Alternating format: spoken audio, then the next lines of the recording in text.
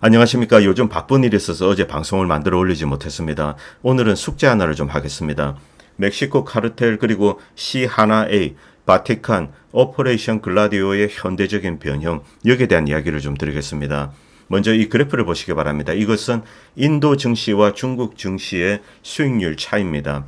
매년 인도 증시는 이렇게 꾸준히 올랐습니다. 올해 같은 경우 13.58% 수익률을 기록하고 있습니다. 반대로 중국 같은 경우 지지부진합니다. 0.89에 지나지 않습니다. 이 중국 역시 이 금융시장을 선진화하기 위해서 몇 차례 이렇게 시도를 했습니다만 여러 가지 다양한 부작용을 겪었습니다. 2009년 그리고 이제 2006년도 있습니다. 그리고 2014, 15, 16년 이때 여러분들 기억하시겠지만 성강통, 후광통 여러 가지 중국 금융시장을 서구화, 현대화하기 위한 노력을 했습니다. 이것을 주도한 세력은 상하이방 그리고 공청당 세력입니다. 그런데 시진핑의 태자당은 이것과 다른 생각을 가지고 있었습니다. 결국 이 시기에 중국 증시는 이제 거대한 버블이 형성되었습니다. 그리고 급격하게 꺼지면서 수많은 부작용을 일반 시민들에게 남겼습니다. 경제에도 큰 상처를 남겼죠. 그런데 이 시기 중국의 이제 시진핑 세력과 상하이방의 대결, 여기서 시진핑 세력이 상하이방을 억누르면서 그들만의 경제 정책으로 이렇게 중국 경제를 턴하게 됩니다. 제조업 위주로 다시 턴하게 됩니다. 그런데 이것과 반대로 인도는 꾸준히 이 금융시장을 서구화, 현대화하면서 또 증시에는 큰 수익률을 누렸습니다.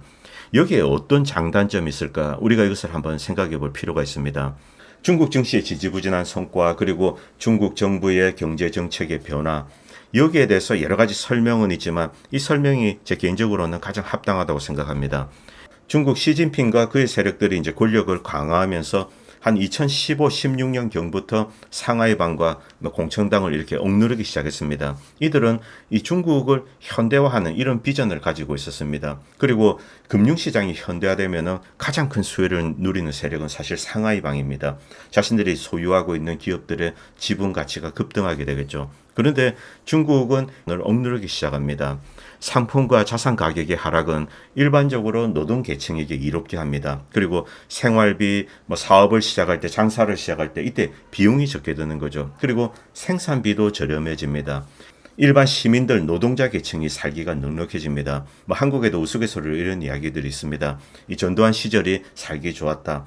이 전두환 시기의 정책들이 보면은 자산을 디플레이션, 이렇게 자산 가치가 튀는 것을 억누르고 그리고 노동 비용을 저렴하게 합니다. 대신에 수출을 활발하게 하면서 기업은 돈을 벌고 또 근로자들은 임금을 타게 됩니다. 그런데 자산 디플레이션, 이제 자산 가격이 낮기 때문에 집을 쉽게 살 수 있고 그리고 생필품 가격이 쌉니다. 그래서 그 시기 일반 노동자들의 체감 경기에는 상당히 좋게 되는 거죠. 이 시진핑 정부는 바로 이런 방식으로 이제 경제를 턴하게 됩니다.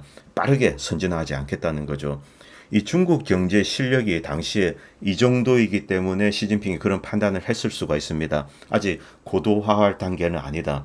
혹은 그들의 전통적인 이제 이 사회주의, 공산주의 노선에 따라서 노동자 계층을 좀 서포트하겠다. 이렇게 판단했을 수도 있습니다. 그 진정한 속내는 그들만이 알 것입니다. 이 중국의 경제 발전은 산업이 성숙할 때까지 기본적으로 보조금을 줍니다. 전두환 시기나 박정희 대통령 때도 마찬가지입니다만 이때 각 기업들에게 일종의 이제 수출 보조를 해주는 거죠. 그리고 기업 활동을 활발하게 합니다. 그 다음에 강력한 회사만 살아남게 하는 어떤 경쟁을 조장하고 그 다음에 승자가 나오게 됩니다. 이런 과정이 현재 중국에서 이제 진행되고 있다라고 보시면 됩니다. 다시 그래프로 돌아가겠습니다. 과연 어떤 경제가 장기적으로 성장하게 될 것인가? 여기에 대해서 이제 심각하게 고민을 해야 되는 거죠. 인도 제조업 수준은 아주 미천합니다. 그럼에도 불구하고 인도는 뛰어난 이제 IT 기업들을 가지고 있습니다. 소프트웨어 기업도 있고요. 이것은 미국과 유사하게 이렇게 밸류에이션, 스탁 밸류에이션이 형성되어 있습니다. 그래서 이 주식 시장의 수익률을 보면은 이들은 아주 과대평가되어 있습니다. 반대로 중국 같은 경우 아직까지는 전통적인 제조업에 의존하고 있습니다. 그리고 중국 정부가 증시의 현대화, 서구화 그리고 외국으로부터의 자본 유입 혹은 중국 내에서의 자본 유출 이건 모두를 일종의 이제 블락킹하고 있습니다. 캐피탈 컨트롤을 여전히 중국은 진행하고 있습니다. 어느 쪽이 경제 전쟁에서 진정한 승자가 될 것인가 이것은 우리가 좀 지켜봐야 할 것 같습니다. 한국은 어쨌든 중국보다 먼저 이제 고도화되었습니다. 산업도 고도화되고 금융시장도 현대화되었습니다. 그리고 한국은 큰 부를 누리게 되었습니다. 물론 상대적으로 부작용은 있습니다. 저소득층은 이 자산 시장에서 완전히 소외되죠. 그리고 높은 물가에 시달리고 높은 생활비에 시달리고 있습니다. 이 제대로 이제 돈을 벌어도 이렇게 생활비를 대는데도 이제 벅찬 거죠. 자, 중국은 과연 어떤 선택을 할 것이고, 그리고 미국과 한국의 미래는 어떻게 될 것인가? 저 역시 한국 경제가 고도화되고 금융시장이 현대화되고 이런 과정 속에서 살아왔습니다. 그런데 다시 돌아보면은 일반 국민들, 특히 이 자산시장에서 소외된 사람들은 뭐 심각한 고통을 겪고 있는 거죠. 그래서 뭐 아이 낳기를 거부하고 아이 양육 자체를 거부하는 겁니다. 그리고 결혼조차 이제 거부하고 이런 현상이 미국과 한국, 서구 이런 데 곳곳에서 확산되고 있습니다. 일본 역시 마찬가지입니다. 자, 과연 누가 진정한 승자가 될 것인가? 뭐 이것은 우리가 좀 계속 지켜보고 고민해야 될 것 같습니다. 오늘 메인 주제로 돌아오겠습니다. 멕시코 마약 카르텔과 그리고 C1A, 바티칸, 오퍼레이션 글라디오 이런 이야기를 좀 드리겠습니다. 사실 이 내용을 좀 다루기가 애매합니다. 왜냐하면은 미국의 사회에서 있는 전통적인 음모론 이것과 밀접하게 연관이 되어 있습니다. 이런 내용은 제가 입증을 할 수 없습니다. 뭐 제 눈으로 직접 보진 않았죠. 여러 가지 자료를 통해서 이것이 사실이라는 것은 확실하고 있습니다. 그리고 많은 역사가들은 그 사실적인 내용들을 실제로 기술하고 책으로도 쓰고 뭐 방송 유튜브도 만들어서 올립니다. 그 내용을 보면은 이런 내용이 사실이라는 것을 알 수 있습니다. 그러나 어떤 세력도 이것을 입증하지 않습니다. 그리고 이것을 파고들면은 미국의 국가 안보의 이익에 저촉된다. 미국의 국익을 해친다. 이런 구실로 그것을 다 차단해 버립니다. 그래서 출판계나 언론 그리고 소셜미디어에서는 여전히 음모론으로 남아있는 부분이죠. 자, 멕시코 마약 카르텔. 과연 이들과 연계된 세력이 미국에 있을까? 또 미국의 군부입니다. 특히 이 서던 커맨드, 중남미, 남미를 관할하는 곳입니다. 군부까지 이제 여기에 개입해 있는 거죠. 이 중남미와 남미에서 CIA가 어떤 작전을 벌일 때 이 군과 함께 합니다. 실제로 이 여러분들 잘 아시는 레리 존스 전 CIA 요원이죠. 이 니카라구아나 이런 데서 많은 작전을 했습니다만 이 미군과 함께 했습니다. C1A 그리고 서던 커맨드 이들이 함께 활동을 하는 거죠. 이들은 중남미와 남미를 미국에 속국화하는 겁니다. 미국의 뜻에 거스르는 세력은 뭐 정권을 뒤집는다든가 지도자를 끌어내리고 쿠데타를 선동하고 이런 식으로 미국의 맞춤형 국가로 개조를 하는 거죠. 그런데 여기서 과거로 돌아가겠습니다. 오퍼레이션 글라디오, 이탈리아입니다.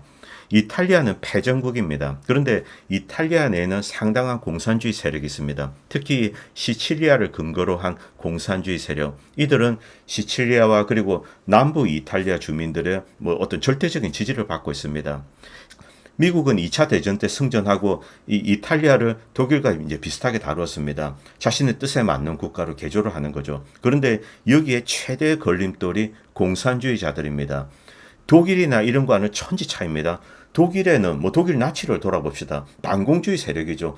공산주의를 무너뜨리기 위해서 소비에트로 쳐들어갔습니다. 그런데 이탈리아 같은 경우는 내부에 심각한 공산주의 세력이 있고 많은 주민들이 이들을 지지하고 있습니다. 이것을 파괴하기 위해서 오퍼레이션 글라디오를 추진을 했습니다. 이 오퍼레이션 글라디오에 적극적으로 협력했던 세력은 당시 이제 뭐 패전국으로 어쨌든 이탈리아 정부가 있고 북부가 이제 중심입니다. 로마도 있고요. 그리고 바티칸이 여기에 협력을 합니다. 이들 세력은 시칠리아와 남부 이탈리아의 공산주의 세력을 박멸하는데 뭐 적극적으로 협조를 했습니다. 뭐 사보타지, 테러, 암살 온갖 것들이 있었죠. 그리고 내전도 있었습니다. 수많은 사람들이 희생되었습니다. 여기에 대해서 이제 폴 윌리엄스가 책을 썼습니다. 이 오퍼레이션 글라디오는 단순히 이탈리아에 있었던 이 작전에 국한되지 않습니다. 이 오퍼레이션 글라디오가 변형이 되는 과정, 그리고 이 오퍼레이션 글라디오가 중남미, 남미에 이식이 되는 과정, 그리고 인도 차이나 반도 역시 마찬가지입니다. 이런 곳곳에 이들 지역의 오퍼레이션 글라디오를 확대하면서 이제 반공주의, 뭐 공산주의와의 투쟁을 시작합니다. 일단 명분상은 좋습니다. 공산주의와 싸우겠다, 자유민주주의를 지키겠다. 그런데 이 오퍼레이션 글라디오는 변형이 되기 시작합니다. 혹은 변형이 되기 전에 원형 자체가 파시스트적이 아닌가, 자유민주주의랑 좀 상관이 없다는 겁니다. 그런데 저자 폴 윌리엄스는 단순히 이탈리아 오퍼레이션 글라디오에 국한한 것이 아닙니다. 이제 전 세계를 추적을 하는 거죠. 그런데 현대적인 변형들을 보면은 뭐 반공주의 이것과는 아무런 상관이 없다는 겁니다. 미국의 특정 소수 그룹의 이익에 종사하는 그런 작전으로 변질이 된 겁니다. 그리고 미군과 펜타곤과 CIA 역시 그렇게 변질이 되었다. 이것을 고발하고 있습니다. 이 내용은 당연히 미국 정부는 부인하고 그리고 우파 극우론자들 이 거대한 음모론이다 이렇게 간주하고 있습니다. 그런데 폴 윌리엄스는 우파가 아닙니다. 좌파에 속하는 인물입니다. 이런 식으로 어쨌든 미국은 매도하고 있습니다. 여기에 대해서 이제 신시아 정이 간략하게 요약을 해서 소개를 했는데 제가 일부분만 좀 소개하겠습니다. 제2차 세계대전 말 독일과 이탈리아가 패하기 전입니다. 이때 이들은 공산주의에 싸우는 거죠. 이탈리아도 파시스트 세력은 공산주의에 싸웠습니다. 그리고 독일 나치도 동유럽의 이제 공산주의 세력과 싸운 거죠. 이들은 일종의 비밀 동맹을 맺습니다. 여기에 바티칸과 미국 마피아가 등장합니다. 공산주의의 유럽 침공 가능성을 저지하기 위해서 비밀 동맹을 형성하는데, 유럽에서 5천에서 15,000명의 군인으로 구성된 일종의 그림자 부대를 만들게 됩니다. 이들 초기 자금은 독일과 이탈리아에서 밀수된 대량의 SS 몰핀 그리고 숙련된 위조범이 만든 위조화폐입니다. 이런 것을 이용해서 초기 자금을 만들었습니다. 내부에 있는 공산주의 세력 독일 같은 경우 동유럽의 이제 붉은 군대 이들과 싸우는 거죠. 그리고 2차 대전이 끝나고 승전국인 영국과 미국은 당연히 이들 세력을 바로 흡수합니다. 파시스트 세력, 친파시스트, 친나치 이렇다고 해서 처벌하지 않고 그대로 흡수하는 거죠. 우크라이나에 있던 슈테판 반데라 이 나치 세력은 그대로 이 소비에트와 싸우게 만들고 그 다음에 이탈리아나 이쪽에서는 내부의 공산주의 세력과 일종의 이제 내전을 시작합니다. 그리고 남미, 중남미, 동유럽, 남유럽 이런 곳곳에서 테러 공격에 또 이용을 하는 거죠. 이 부대를 이용을 했습니다. 이 글라디오 작전이 전 세계로 확산되고 또 변질이 됩니다. 정부 전복, 대량 학살, 죽음의 분대, 그리고 대규모의 재정적인 스캔들, 부패죠. 그리고 무자헤딘 창설, 이제 중동 지역입니다. 국제 마약 조직, 그리고 최근에는 콘도르 작전, 아르헨티나 글라디오 파생 작전입니다. 그리고 오퍼레이션 글라디오와 긴밀한 관계가 있는 예수의 성직자 호르헤 마리오 베르골리오 그리고 바티칸의 프란치스코 1세 이들과도 계속 연관이 된다는 겁니다. 여러분들 대부 영화 기억나실 겁니다. 1편에 보면은 이제 마이클 콜리오네죠. 막내 아들입니다. 막내 아들이 상대방 보스와 경찰을 죽이고 시칠리아로 갑니다. 여기서 보호를 받고 있습니다. 마이클 콜리오네 알파치노가 시칠리아에 있을 때 옆에는 이제 경호원들이 있습니다. 마을을 돌아다니는데 이런 이야기를 합니다. 왜 젊은 사람이 없는가? 젊은 사람들은 전쟁으로 다 죽었어요. 2차 대전이 아닙니다. 공산주의 세력과 그리고 오퍼레이션 글라디오의 검은 부대 이들과의 충돌 때 시칠리아의 수많은 젊은이들 그리고 남성들이 죽게 됩니다. 사실상 대량 학살입니다. 이건 역시 여전히 지금까지도 은폐되고 있습니다. 수만 명의 젊은이들이 죽었는데 이것은 제대로 실체도 밝혀지지 않죠. 그런데 결국 지금 시칠리아는 사실상 이 사회주의 세력이 장악했다라고 해도 틀리지 않습니다. 결국은 이들이 이겼습니다. 어쨌든 마이클 콜리오네가 이렇게 돌아다닐 때 이 마을에는 젊은 남성이 없었습니다. 이 정도로 잔혹하게 오퍼레이션 글라디오는 남부 이탈리아와 특히 시칠리아에서 진행이 되었습니다. 그리고 영화 한 편 이야기 또 하겠습니다. 시카리오 보면은 미국 CIA가 멕시코 마약 카르텔과 연관되어 있다. 이 사실이 자세히 그려집니다. 이 세간에서는 음모론으로 치부를 하지만 이것은 명백한 현실이고 또 역사적으로 입증되고 그리고 수많은 CIA 요원들이 증언을 했습니다. 양심적인 CIA 요원들이 이런 작전 배후에 이런 것이 있었다. 80년대, 90년대, 2000년대 그 이후 쭉 지금까지도 멕시코 마약 카르텔, 콜롬비아 마약 카르텔 이들과 미국의 이제 중앙정보부는 연결이 되어 있다. 미국 군부도 또 이제 실제 물리적인 작전에 동참했다. 이런 내용들이 잘 나옵니다. 이 영화 보신 분들은 잘 아실 겁니다. 여기서 신시아청의 요약본으로 돌아오겠습니다. 멕시코 마약 카르텔과 C1A의 공모 관계입니다. 그리고 미국 펜타곤은 멕시코 마약 카르텔 조직원들을 미국 내로 데리고 와서 특히 이 포트 브렉에서 군사 훈련까지 시켜줍니다. 그들은 무기로 무장하고 있고 이 대공 미사일도 가지고 있습니다. 어떤 관계가 있길래 이런 일을 할까? 그리고 이것과 관련된 또 돈 세탁하는 은행들 이런 것도 또 등장을 합니다. 이 폴 윌리엄스 책의 일부분입니다. 아프가니스탄에 대한 미국의 군사 점령이 위태로워지자 최근입니다. CIA는 멕시코 마약 카르텔과 협력해서 멕시코 서부 해안 산악지대 전역에 양귀비밭을 조성합니다. 이 아프간 전황이 불리하게 돌아가고 있습니다. 탈레반들이 득세하는 거죠. 미군과 아프간 정보군은 카불 쪽으로 이렇게 포위가 되게 됩니다. 자, 이때 미국은 이제 양귀비밭을 운영할 수 없자 멕시코에 대규모의 양귀비밭을 조성했다는 겁니다. 2013년까지 멕시코에서 온 헤로인과 코카인, 이 시가로는 한 3억 달러가 넘는다고 합니다. 이런 것들이 시카고에 넘쳐났습니다. 마약은 747 제트 여객기를 포함하여서 육로, 철도, 항공으로 미국으로 도착합니다. 이것은 미국 내에서는 유명한 사건입니다. 이 시날로아 카르텔의 일원인 이 니에블라가 시카고 경찰에게 잡혔습니다. 마약과 관련된 놈이 있는데 잡고 보니 이놈이 카르텔의 일원인 거죠. 그런데 이자는 미국 정부 보호를 받는 C1A의 요원이다, 이런 주장을 합니다.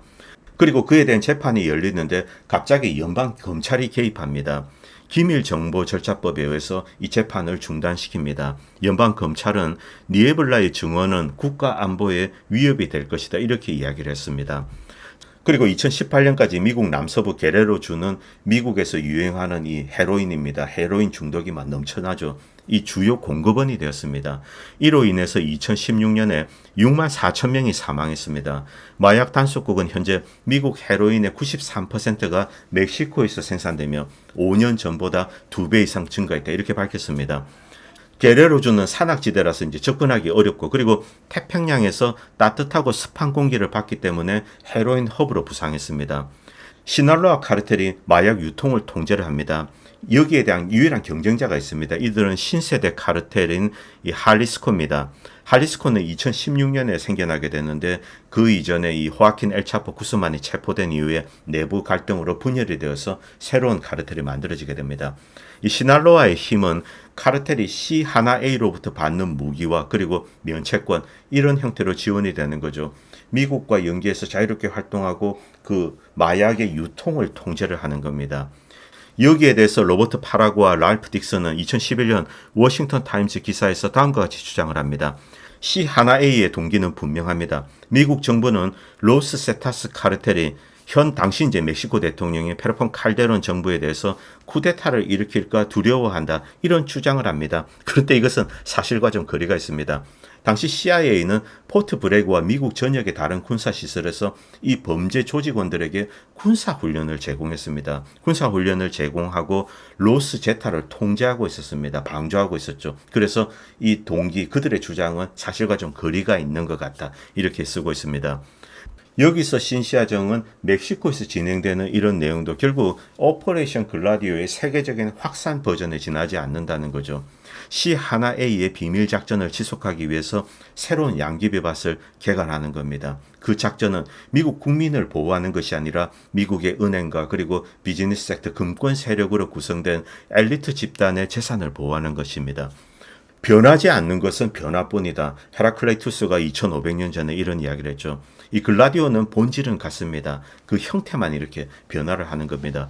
오퍼레이션 글라디오는 초기에 이 공산주의에 대항해서 자유민주주의를 지키겠다, 이런 명분은 이미 버린 지 오래되었습니다. 자, 라틴 아메리카, 중동 아프리카, 호주, 중앙아시아 전역에서 미국의 달러 패권을 유지하는데 이 오퍼레이션 글라디오의 변형 버전이 활용이 되고 있다는 겁니다. 오퍼레이션 글라디오는 생성 초기부터 헤로인을 자금원으로 하고 있습니다. 자, 신시아청은 여기에 대해서 여러 가지 글을 썼습니다. 관심 있으신 분들은 구글링 하시면 여러분들이 쉽게 찾아보실 수 있습니다. 자, 그리고 뭐 여러 가지 내용, 그리고 여기에는 바티칸도 등장합니다. 바티칸과의 연관관계는 꽤 오래되었습니다. 니콜라스 5세, 뭐 엄청나게 쏟아지는 마약 관련된 수입을 처리하고, 또 마이애미의 캐슬뱅크 앤 트러스트, 그리고 시드니의 누가넨 뱅크, 그리고 카라치의 뱅크 오브 커머스 앤 크레디트, 이런 여러 은행들이 돈 세탁 장소로 등장합니다. 거대 세계 마약 자금을 세탁을 하는 곳이죠.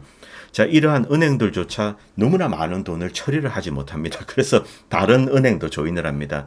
기득권 은행도 조인합니다. 뭐 시티은행, 비버리힐즈의 아메리칸 익스프레스, 그리고 이 매뉴팩처러스 뱅크, 미국 은행입니다. 그리고 그레이트 아메리칸 뱅크, 케미컬 뱅크, 체이스 맨하탄, 이들도 여기에 이제 일부 가담해서 돈 세탁을 도와주게 됩니다. 뭐 이런 내용들은 여러분 다 아실 겁니다. 그리고 C1A는 중남미 남미에 있는 마약 카르텔에 의존하고 뭐 이런 방식도 조금 바꾸게 됩니다. 미국 내에도 좀 도움이 필요한 거죠. 그래서 미국 도심의 거리 갱단, 미국 최대 다른 범죄 조직들, 혹은 이제 터키 또 라틴 아메리카 카르텔 다양한 세력들을 긁어 모아서 이 거대한 마약 유통망을 통제하고 돈을 또 세탁하고 또 그 자금을 가지고 여러 가지 다양한 작전을 펼칩니다. 여기에 주 자금원이 사실상 이 뭐 마약 관련되었다는 거죠. 정리하면 이 오퍼레이션 글라디오의 현대적인 확대 버전은 앵글로색슨의 머니, 달러 관련된 카르텔의 이익을 증진하는 겁니다. 소수의 이익을 위해서 전 세계에 무엇을 유통시키고 또 많은 피해자들을 양산을 하고 또 거기서 엄청난 프라핏을 뽑아내고 또 이 프라핏을 가지고 또 그들의 이익을 확대 보호하기 위해서 또 새로운 작전을 하는 겁니다. 그리고 이것과 관련되어서 누가넨 뱅크 사건은 유명합니다. 누가넨 뱅크 중력이 살해가 되고 이 자살 당한 거죠. 자, 이런 사건 터지고 또 그 다음에 누가넨 뱅크를 파산하고 이런 일련의 과정들을 이제 신시아청은 기술하는데 자세히 다루지는 않겠습니다. 어떤 한 사람이 죽었는데 C1A의 전국장 윌리엄 콜비의 명함이 있었다. 그리고 석연치 않다. 이론적으로는 이제 이렇게 죽을 수가 없는데 죽은 거죠. 고개사가 되어야 된다는 겁니다. 매우 기이한 자세로 이렇게 스스로 목숨을 끊었죠. 그래서 당했다, 살자 당했다 이렇게밖에 해석할 수 없습니다. 여기에는 캘리포니아 의원 밥 윌슨 이런 사람들의 이름도 등장합니다. 이 누가넨 뱅크는 이 마약 관련된 돈 세탁 은행으로 이제 추정이 됩니다. 자, 이 사건이 터지고 빠르게 관계자들은 모여서 이 은행을 파산 처리합니다. 그리고 이 호주 정부는 여기에 협조를 하게 되는 거죠. 그래서 이 사건은 유야무야 묻히게 됩니다. 그런데 그 뒤에 드러난 여러 가지 증거들을 긁어 모아 보면은 결국 이것은 거대한 돈 세탁 창구에 지나지 않는다. 그리고 여러 가지 소스로 이 내용은 어느 정도 이제 확인이 됩니다. 누가넨 뱅크는 1973년에 만들어졌는데 주로 이 동남아시아에서 만들어진 인도 차이나반도 이런 데서 만들어진 마약 유통 이것과 연관이 되어 있습니다. 태국 아편 산업 중심지인 치앙마이에 미국의 이제 DEA 요원이 있습니다. 같은 스위트룸에 이 누가넨 뱅크 지점이 있었습니다. DEA 접수원이 누가넨 뱅크 이 직원인 것처럼 전화도 받고 그랬답니다. 이런 내용들 다 나오고 있죠. 그리고 치앙마이 지점의 전임 책임자인 닐 에반스는 수사관에게 이제 수백만 달러가 자신의 사무실을 통과하는 것을 보았다. 그리고 C1A를 대신해서 전 세계 어디에서나 이 자금을 보낼 수 있고 또 그리고 C1A를 대신해서 돈을 챙기는 목적으로 이 은행이 운영되고 있다. 이렇게 증언을 합니다.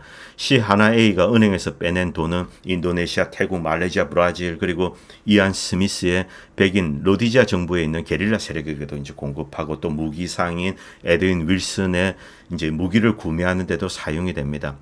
그리고 에드윈 윌슨은 전 C1A의 요원이었는데 카다피에게 무기도 팔았다 이런 혐의로 유죄 판결도 받았다고 합니다. 그리고 베트남전 당시 호주군을 철수하고 하노이 폭격을 비난한 일종의 리버럴 총리 거프 힘플렘 이들 정부를 약화시키기 위해서 또 자금을 사용했다. 베트남 전쟁 때 이야기입니다. 그리고 이 은행은 이 동남아의 이제 마약 근거지죠. 골든 트라이앵글 여기서 나오는 헤로인을 호주로 수입하는 데 또 활용이 됩니다. C1A에 근무하는 호주 경찰이 또 도왔다고 합니다. 이런 내용들, 다양한 내용들이 나오게 됩니다. 그리고 누가넨 뱅크의 이사회 행정 직원, 그들 명단을 쭉 추적하면은 랜드 연구소의 전문가, 그리고 보면은 국방안보지원국 국장 미국입니다. 그리고 C1A 부국장이자 애나폴리스 지부장, 그리고 C1A 민간항공 수송 전 회장이자 대만 지부장, 그리고 C1A의 비밀작전 부국장 쭉 나옵니다. 고문, 지부장 이런 내용들 쭉 나오게 되죠. 결국 이들의 지점이나 다름이 없었다는 겁니다. 여기서 오퍼레이션 글라디오가 어떻게 변형이 되고 지금 확대가 되고 있는지 이런 내용을 기술하고 있습니다.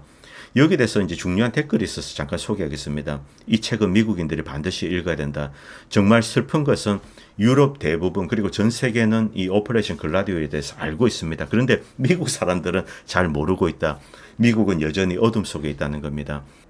2차 세계대전 이후 유럽에서 일어난 이 중대하고 끔찍한 잔혹행위와 사건 여기에 대해서 자유롭게 의견도 표명할 수 없습니다. 이 책도 초기에는 많은 탄압을 받고 출판사에서 쫓겨나고 또 다른 출판사로 넘어가고 이런 일도 있었다고 합니다. 그리고 이 오퍼레이션 글라디오 그리고 C1A와 마약 카르텔 관계 이런 책들은 여러분들이 또 아마존을 뒤지면 나옵니다. 그런데 이 정상적인 출판사에서는 이런 책의 출판을 거부를 하고 있는 거죠. 그래서 조그마한 데서 출판을 하고 이렇게 유통이 되고 있습니다.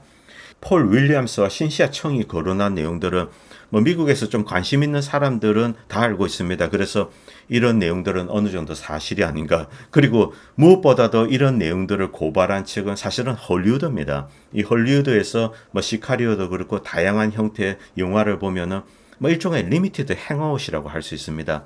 자, 전체가 있으면 그 중에 부분만 이렇게 공개를 하는 거죠. 그리고 대중들의 관심을 이쪽으로 모으게 됩니다. 그러나 이 전체 그림은 여전히 가려버리게 되는 거죠.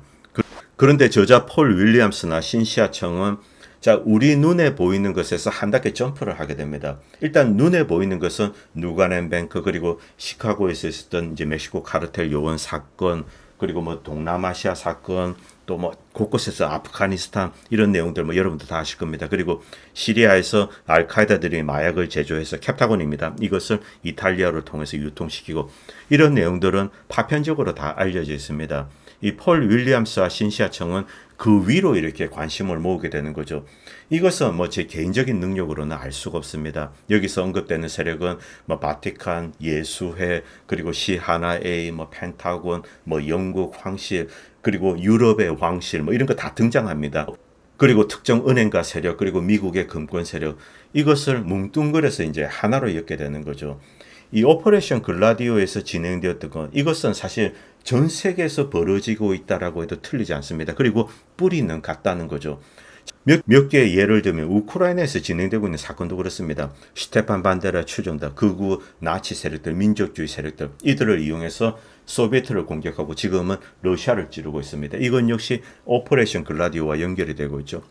그리고 칠레 아엔데 정부를 전복한 쿠데타, 아르헨티나, 중남미 그리고 중동 지역도 마찬가지입니다. 이란 내 어떤 사회주의 세력을 무너뜨리기 위해서 1953년 쿠데타를 유도하고 그리고 이 샤를 데리고 옵니다. 그리고 1979년에 아프간의 사회주의 정권을 무너뜨리기 위해서 무자헤딘을 만들게 됩니다. 이런 모든 과정이 이렇게 연결이 되어 있는 거죠. 그런데 이것은 따로 떨어진 사건이 아니라 하나로 이렇게 좁혀진다는 겁니다. 1945년 이 언저리에서 미국과 영국 서구 세력, 독일 나치도 이제 당시 여기에 포섭이 되고 이탈리아 파시스트 세력도 들어오게 됩니다. 자, 이들이 어떤 세력을 형성하는데 초기에는 자유민주주의를 지키기 위해서 이 조직을 만들고 전 세계에서 작전을 한다. 이런 주장을 했습니다. 여기에 필요한 자금을 약으로 이제 조달을 하는 거죠. 그런데 지금은 전혀 그렇지가 않다는 겁니다. 오히려 자유민주주의에 적이 되고 있습니다. 전 세계에 자유민주주의를 희고하는 각국의 국민들을 그들의 열망을 무너뜨리고 파키스탄에서 쿠데타를 일으켜서 임람칸을 끌어내리고 이런 작업들을 하고 있는데 그들의 진짜 목적은 자유민주주의 수호가 아니라 세계를 지배하고 있는 금융 카르텔 이들의 이익을 수호하고 이들의 이익을 극대화하는 겁니다. 이런 방식으로 변형이 되었다라고 폴 윌리엄스나 신시아 정은 지목하고 있습니다. 오늘은 밀린 숙제 하나를 했는데 관심 있으신 분들은 검색을 해서 찾아보시면은 관련된 자료는 인터넷에 다 뜹니다. 그리고 구글 번역이나 이런 것을 이용하시면은 쉽게 이제 한글로 된 버전도 볼 수 있습니다. 오늘 방송은 여기까지 하겠습니다. 그리고 이 방송을 보시고 도움이 된다고 생각하시는 분들은 다양한 형태로 후원을 해주시면 보다 좋은 방송을 만드는 데 큰 도움이 될 것 같습니다. 감사합니다. 본 채널은 시청자님들의 후원으로 유지됩니다. 여러분의 도움은 작은 미디어에 큰 도움이 됩니다. 감사합니다.